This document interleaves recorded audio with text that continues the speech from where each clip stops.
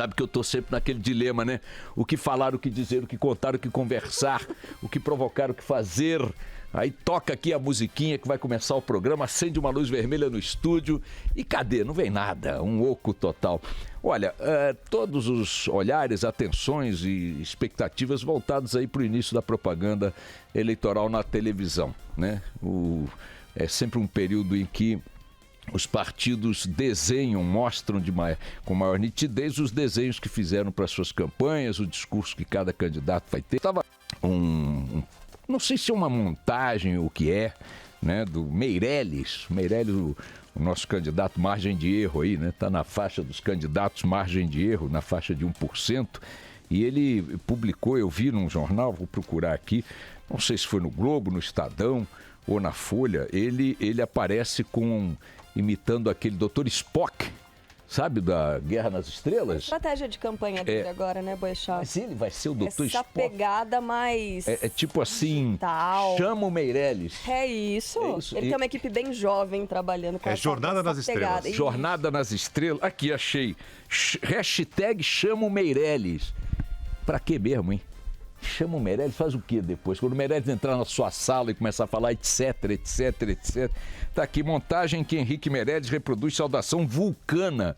Tem coisa que combina menos com o Dr. Spock do que o Henrique Meirelles. Mas enfim, será que vai por aí a campanha apelando para recursos de super-heróis, linguagem hollywoodiana? Será que os caras vão tentar de fato passar um discurso de projetos, mostrar de onde virá o dinheiro, como é que querem conduzir o Brasil, e quem tem os tais 5 segundos e 9 segundos, como é que vai se virar? De qualquer maneira, é na campanha, na televisão, que muitas coisas vão se definir. E, claro, favoravelmente, esta divisão de tempo favorece aqueles que têm mais tempo, no caso, as candidaturas do próprio Meirelles, pelo MDB, que tem uma boa margem de tempo na televisão, o Haddad, virtual candidato do PT, o PT também tem um bom pedaço, e o Geraldo Alckmin com um tempo também, que é o líder de tempo na televisão. Vamos ver aí como é que começa essa campanha de fato na televisão, todo mundo voltado para ela,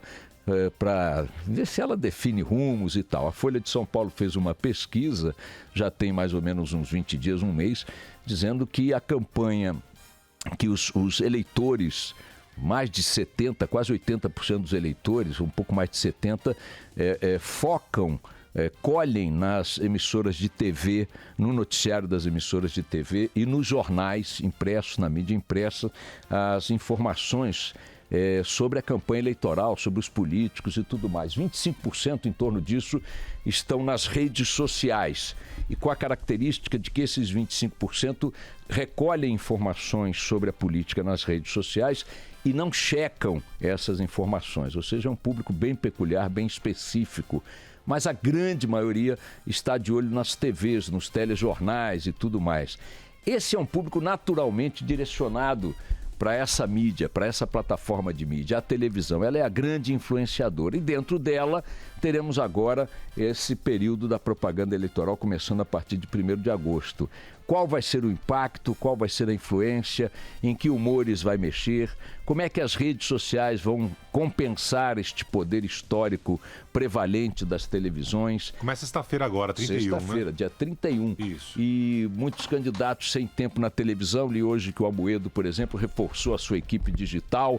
O Bolsonaro está com uma equipe digital também muito forte. O pessoal que não tem tempo em televisão vai investir nas mídias sociais, mas vamos ver qual vai ser o efeito disso na prática, nas pesquisas eleitorais. O Ibope estava anunciando aí uma nova pesquisa presidencial para esta quarta-feira. Não temos ainda confirmação, nem nenhuma indicação de números. Enfim, a campanha caminhando conforme o previsto. Ontem, o Ciro Gomes deu entrevista para o Jornal Nacional, também muito importante, líder de audiência, vai entrevistar todos os presidenciáveis. Nada aflorou de muito significativo da entrevista do Ciro, como não tem aflorado das entrevistas em geral. Os candidatos estão ali circulando em torno do próprio umbigo, as perguntas são mais ou menos as mesmas, não tem como se escapar disso. Ontem, para vocês terem ideia, o que está repercutindo mais da entrevista do Ciro foi uma declaração de confiança cega que ele manifesta no presidente nacional de seu partido, Carlos Lupe, que foi ministro do Trabalho no governo Dilma, e está muito longe de ser alguém que possa se ter confiança cega, respondendo aí sobre o uso de aviões pagos por ONGs, etc. e tal, mas enfim, coisas do jogo da campanha.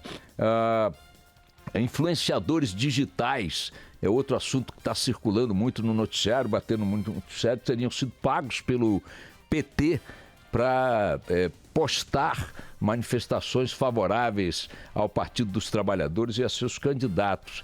É impróprio o uso de dinheiro dos partidos nas campanhas eleitorais para esse tipo de fim, para esse tipo de compra de opinião. E eu tenho achado que mais escandaloso do que, embora ilegal, tá, tudo bem, vamos apurar, vamos investigar, etc., mas mais escandaloso do que um partido pretender comprar alguém que se chama de influenciador digital, ou como me disseram que é mais chique, digital influencer. Mais escandaloso do que o dinheiro que não deveria ser usado para esse fim, é que o tal do influenciador digital venda a alma ao diabo. Quer dizer, se ele é um influenciador, eu suponho que ele influencia pelo valor de suas opiniões. Se ele está vendendo a opinião, como é que fica esse valor? Então, mais do que apurar aí o caminho desse dinheiro, se o PT pagou, não pagou, como é que pagou, de que origem vem e que tipo de implicação isso tem do ponto de vista legal e tal, é preciso a gente discutir até que ponto figuras que têm esse nome podem ter essa prática. Ou bem tem essa prática e não pode influenciar porcaria nenhuma, ou bem pode influenciar alguma porcaria, muitas porcarias, não pode vender. Como é que vai vender a opinião, vender a influência que conquistou, sei lá o quê? É diferente de fazer o que eles chamam de merchandising, né? O cara usar uma camisa de uma grife, e aí, porque ele gosta da camisa, se identifica com a camisa e ganha uma grana do dono daquela grife para poder andar com a moda que ele vende para as outras pessoas influenciadas por esse cara. Isso é uma coisa. A outra coisa é ele trabalhar no campo da ideologia, no campo da política, no campo do voto e vender opinião de acordo com quem lhe paga mais. Preciso colocar no banco dos réus como um todo os influenciadores para ver quais são alhos e quais são bugalhos, né? Porque os que agem dessa forma precisam ser desmascarados para não ter, pelo menos, esse título. Como assim? Está vendendo a alma e influenciando. E na ausência de tudo, minha gente, só para não deixar de fora esse assunto, o grande fato do dia pela caricatura foi a decisão do heróico Romero Jucá de, ao apagar das luzes do governo Temer, abandonar a alça do caixão que lhe cabia carregar, pelo menos até o fim, por uma questão de dignidade, em função do tanto de envolvimento, de interesses, de manobras, de alianças, de articulações que fez no cerne do poder do grupo do Temer, desde o impeachment. Romero Jucá ontem anunciou a heróica decisão de abandonar o cargo de líder no governo no Senado. Temos aí a primeira dificuldade do extinto governo Temer, que é o seguinte: quem vai ser o líder do governo no Senado nesses 4 meses que separam Temer do ostracismo absoluto, total, institucional e tudo mais? A segunda coisa, como é possível que figuras como Jucá continuem existindo na política brasileira, sendo eles capazes, ao longo da história, de traírem sistematicamente os discursos, as práticas, as alianças, os pactos de sangue que fizeram com determinados grupos, trocando de grupo ou trocando de posição, abandonando suas trincheiras com a maior desenvoltura, a maior tranquilidade. Na verdade, ele está alegando que o problema é a forma como o governo federal vem tratando a questão dos venezuelanos em Roraima, que é o estado dele. É mentira do Jucá.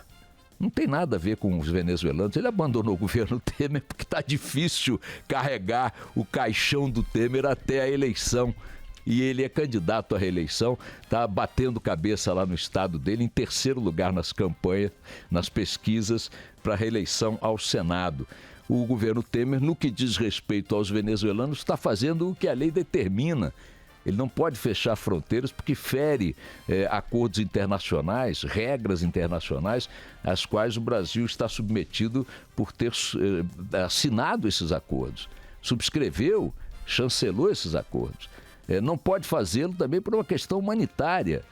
Ninguém aceitaria, num quadro desses que estamos enfrentando em Roraima, o simples fechamento da fronteira. O Brasil tem que ter uma conduta de acolhimento, uma política de acolhimento, tem que recorrer às instâncias internacionais para conseguir recursos e apoio para isso.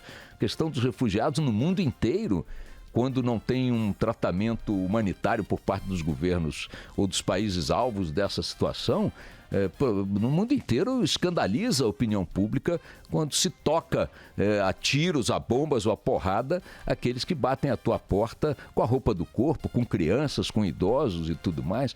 Então, se tem uma área em que o governo Temer não mereceria ficar debaixo de pau, o ex-governo Temer, né, porque não existe mais, seria exatamente a forma como eles estão trabalhando lá. Botaram o exército para fazer acampamentos, com auxílio de ONGs e tal. Está se fazendo o que é possível nas precaríssimas condições de Roraima. Claro que o Estado não tem que bancar sozinho aquele ali, nem é o caso, mas a ideia de Jucá de que está abandonando o governo porque diverge da questão da Venezuela, isso é uma mentira deslavada de Romero Jucá. Ele está abandonando porque está pesado o caixão de Temer para ele tentar se reeleger vinculado ao governo na condição de líder no Senado. O Jucá é o retrato exato do que é o político brasileiro médio. É isso aí, o político brasileiro médio é esse, é o cara que não tem compromisso com a palavra, não tem compromisso com os acordos, não tem compromisso com as legendas, não tem compromisso com as promessas, não tem compromisso com ninguém. Eles cuidam do umbigo deles e da sobrevivência deles. Tomara que Jucá colha nas urnas o pedaço da pá de cal que ajudou a jogar agora no cadáver do Temer. E vamos nessa.